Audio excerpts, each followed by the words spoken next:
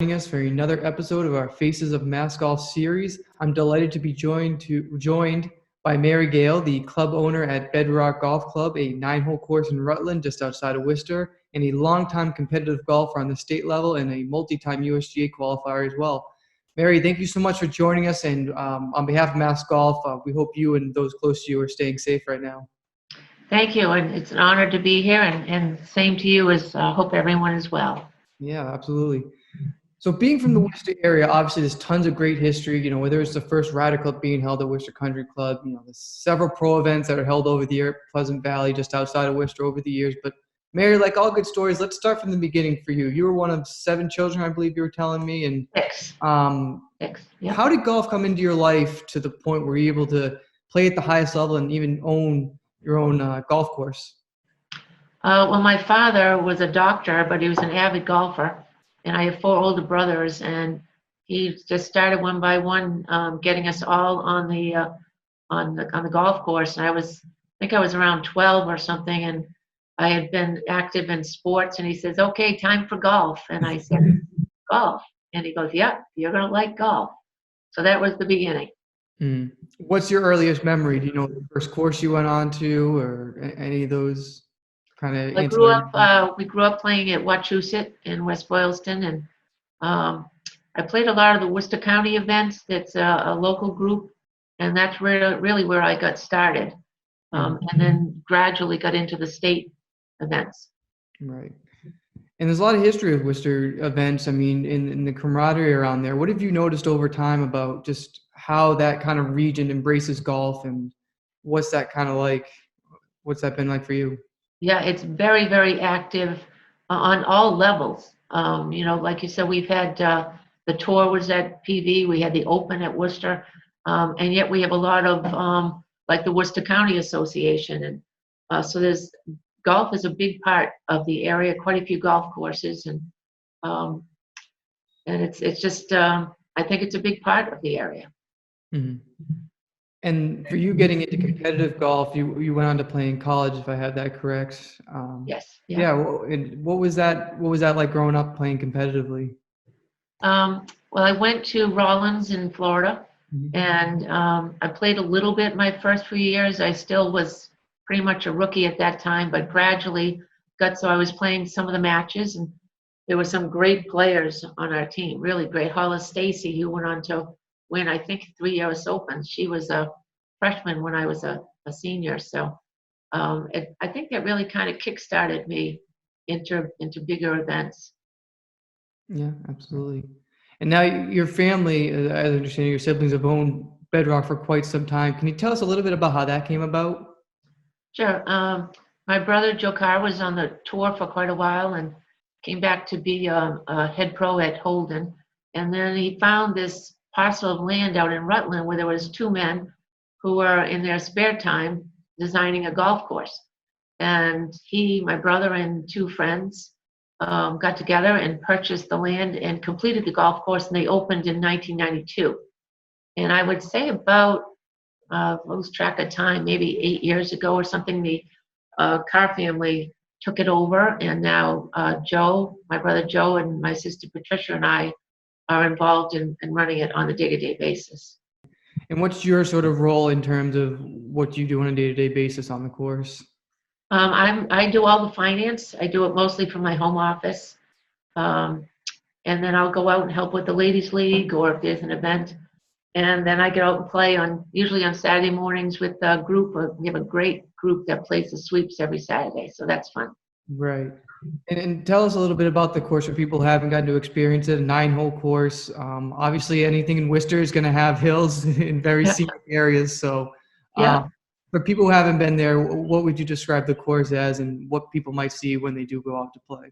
I think it's a great design. I think my brother did a great job doing that. He's the pro out there, obviously, and he's there just about every day. But designing a course, I think he took everyone in mind. It's from the back tees, extremely challenging.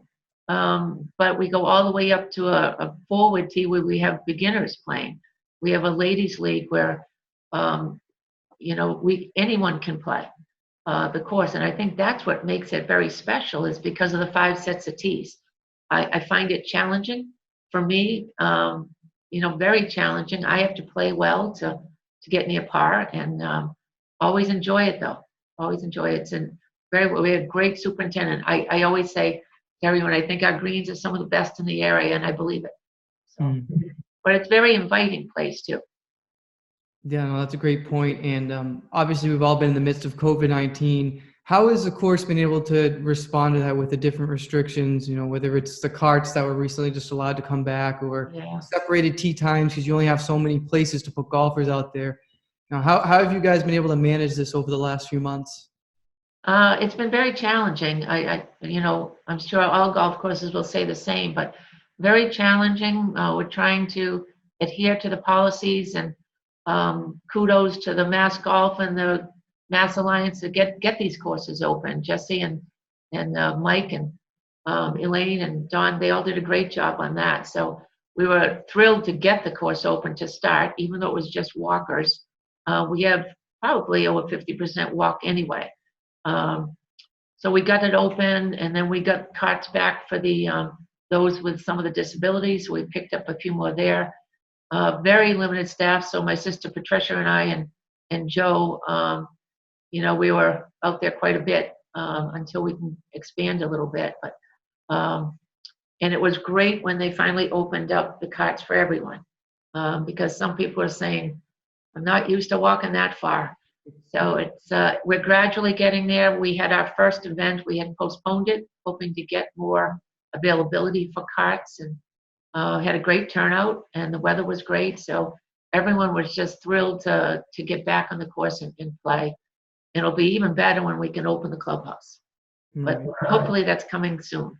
Yeah, and you mentioned, is there anything else you're really looking forward to, or just hoping that can either open up or just be able to do differently soon?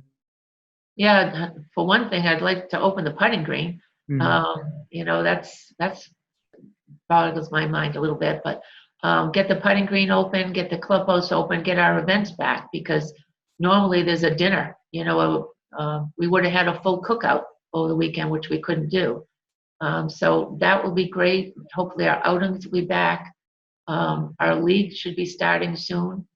And they're all by tea time, so it kind of limits play or spreads out play. But we've had some very good turnouts with people, a lot of people for the first time playing Bedrock. So we're off to as good a start as we could hope for under the conditions, and hopefully it will continue to improve. Right. Now, you've talked about the management side, but obviously, as you mentioned, you like to play as well. Have you gotten to play at all this year with how busy you've been dealing with the various different circumstances? I know I was in Florida for our first few months and played quite a bit there. Coming back here, I've not played since probably middle of March. Oh, wow. Just can't seem to find the time. I also work full-time as a realtor. So between realtor and the finance and being there, it's and all the tournaments have basically been delayed, the state events, so I don't feel pushed to get out. So I started thinking this is the week where I start doing a little practicing, and hopefully the driving ranges will open. My husband Jack teaches over at Cyprian. That's usually my practice spot. So I'm going to be out in the course very soon.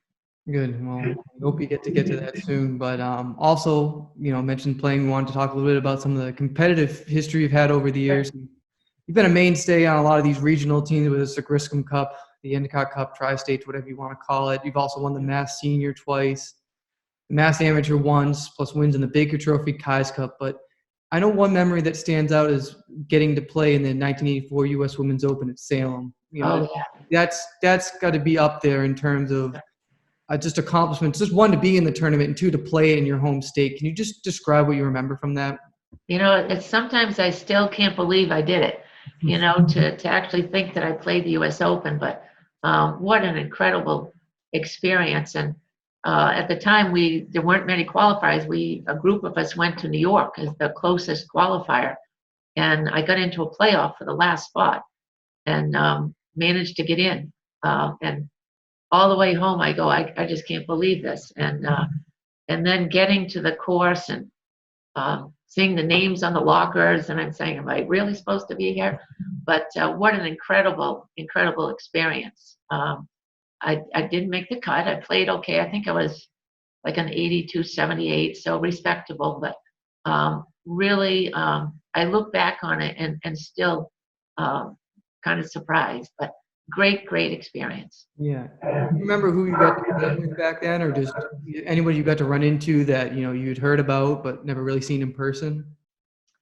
Um, the people, I don't remember the people. I think they were other qualifiers that I was paired with, because you get paired for the first 2 rounds. But like I said, Hollis, I believe she went on to win it.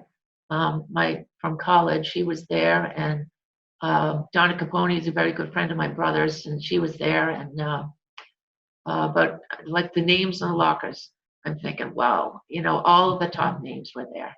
Yeah, So, Hollis, I got years, so I'm sure that was a nice reunion. I don't know how much you'd run into each other beforehand, but I'm sure it was a proud moment to see your college teammate win it all. yeah, it was great. It was great experience. Really was great, and they were very welcoming. Very welcoming.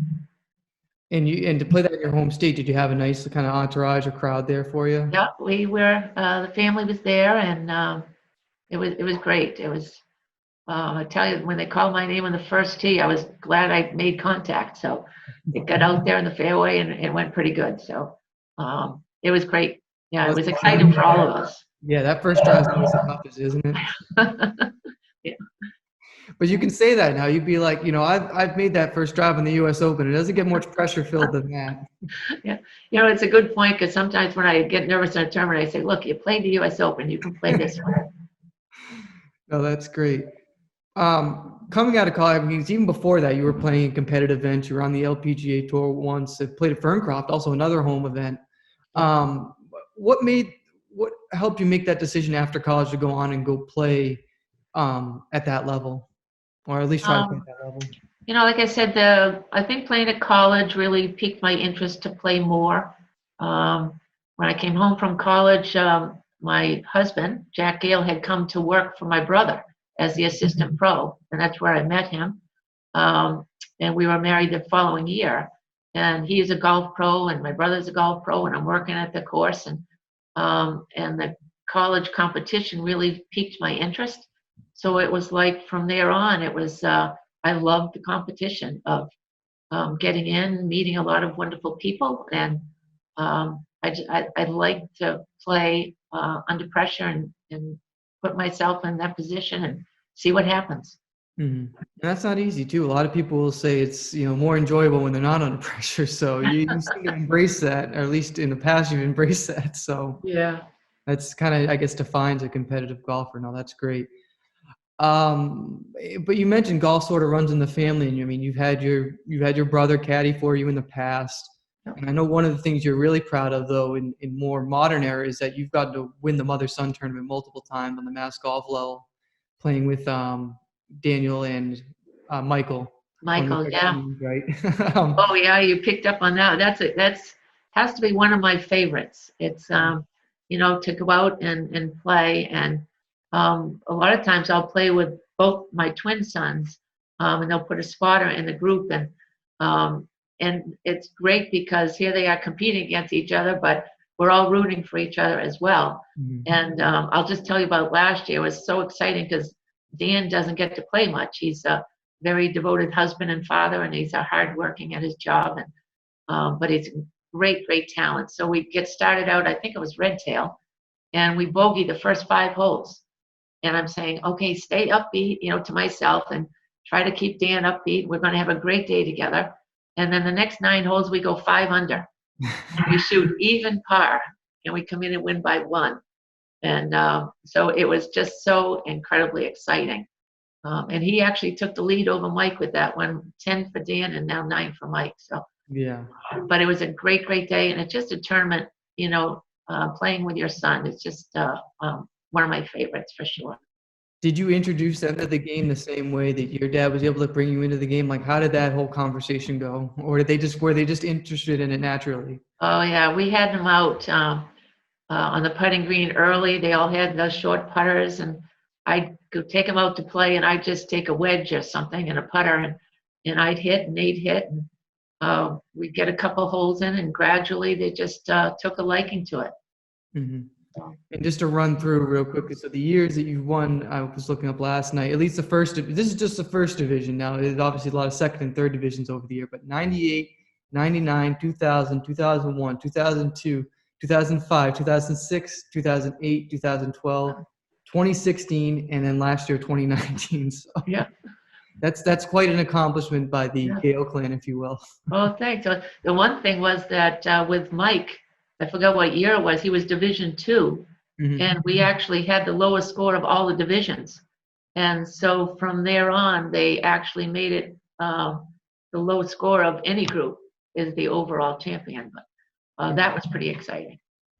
And also on the mass golf level, so you won the 1996 Mass Women's Amateur, and in that year was special. It was really special because you were able to snap Anne-Marie Tobin's 5-year streak, and you edged her out on the 19th hole at Belmont. So, from what I understand, that was also a pretty emotional moment, really, just to get that win, and you been runner-up 3 times. So, what was it like to finally get to the top and win it? You know, it's something, I don't know how many I had played, obviously maybe 15 of them leading up to then. You always think, boy, could I ever win this? Mhm. And then Anne Marie and I were good friends. We used to travel, and here I am. She's got this streak, and as much as I'd like her to continue her streak, I wanted to win more. But it was a really good match, and we just hung in there. It was a little, I think, if I can remember, I was back and forth quite a bit. And then to go the extra hole and win, it was like, it really, it was a bit overwhelming.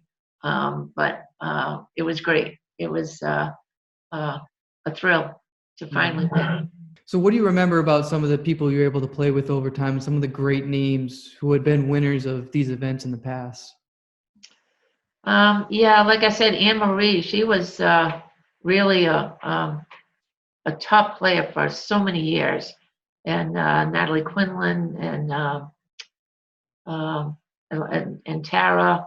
I played a lot with Joanne Catlin, is a great player, and just so many. It was great. It was great camaraderie as well. You know, we were all a large group of players that were certainly had the talent to win all of them. So it was a very competitive, but very um, just a great experience overall to be part of the group. Mhm. And I mentioned at the top the regional team. So if I'm reading correctly, I believe your first selection to the Griscom Cup was in the 1970s, and you were in college around that time, if I have the timeline correct. Yeah, I think it was 73, and Yeah. And I you were had a come home. last second selection too, I believe I was reading Yeah, too. How did yeah. that one come Oh, about? very good. I was just thinking of that I believe I came home from school and someone had dropped out, and so um, someone thought of me and asked me to play, and that was actually probably one of the early state events. And that was another one. And you talk about kicking my career going, get my career going. That was fabulous. I mean, that was so exciting. I can't remember the location, but I remember it was in the Boston area, I believe. But to be part of that team, and I've enjoyed it ever since. I mean, it's another great event when you can represent your state and um, be part of that team. It's exciting, exciting. And I'm sure it means a lot. I mean, you've earned selections right into the 2010s to keep being named back to that team. So I can imagine that's a pretty big honor to keep being included in that event, decade after Yeah, decade. yeah, it's been great. You know, it's uh, to be part of it again, and they pull on my experience for part, I guess, in the selection. And I'd had a pretty good record going, so it's an honor anytime you can represent the state. So, but we have so many great players now. I'm thrilled to see so many of the college players participating. Last year they brought us in great. And it was very close, I think, last year. I want to say it was only a point or maybe a couple points. But I'm thrilled to see the younger players. And they're so great. They're gracious. They're great players. They hit it a mile. So it's great to see them added to the team. Mm. Yeah, no, that's great. I mean, with either the equipment now or just the dedication, I'm sure.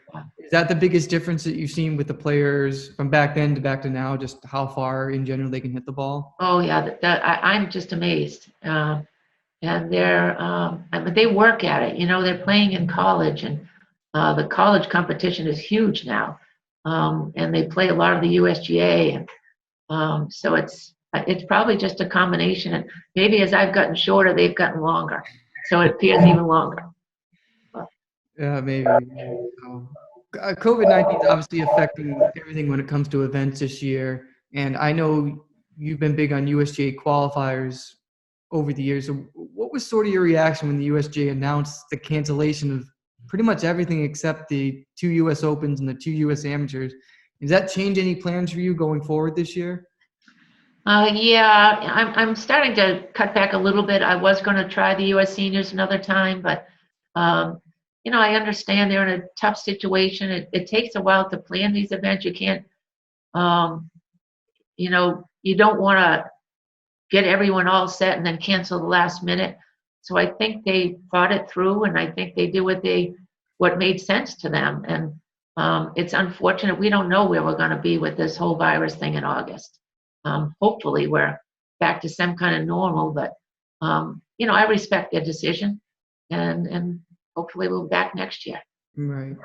Is that gonna allow you to focus more, I guess, on mass golf events now this year? Like, I'm sure you want to defend the Mother Son title, but Oh, I know absolutely.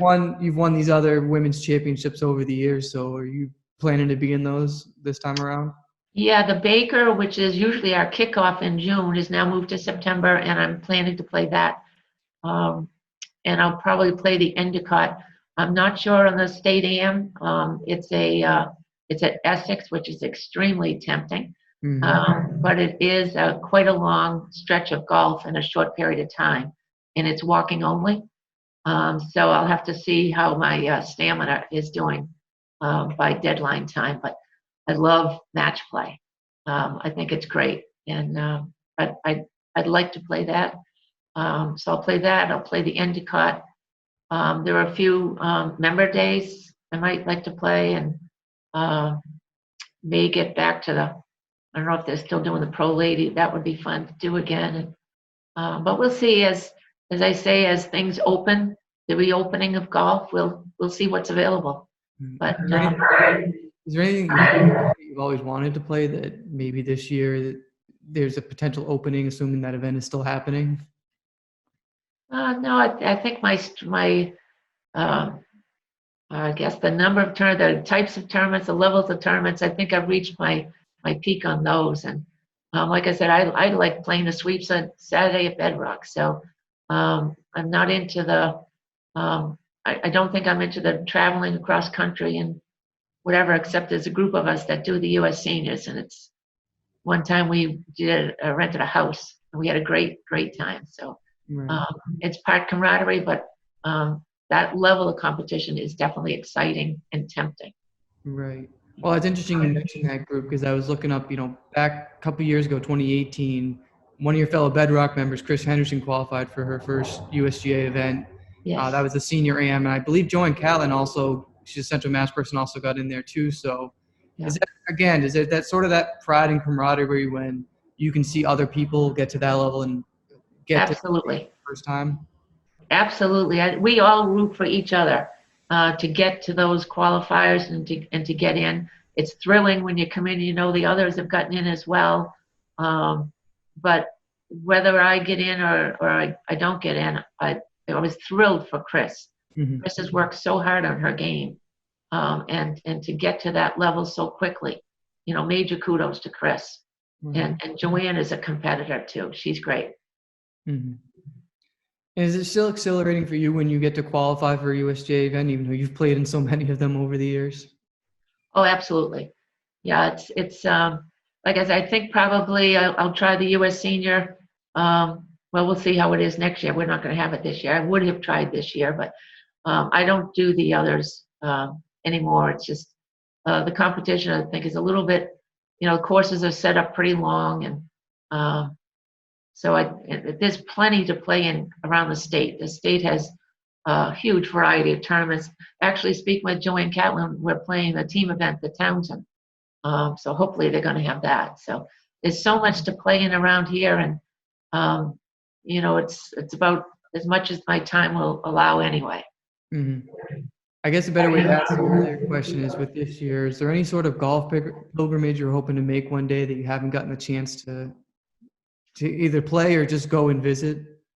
Uh, Nothing really jumps out. I've had so many incredible experiences. The courses when you play the USG events, you play some of the top golf courses in the country, and the state golf with the top clubs in the state.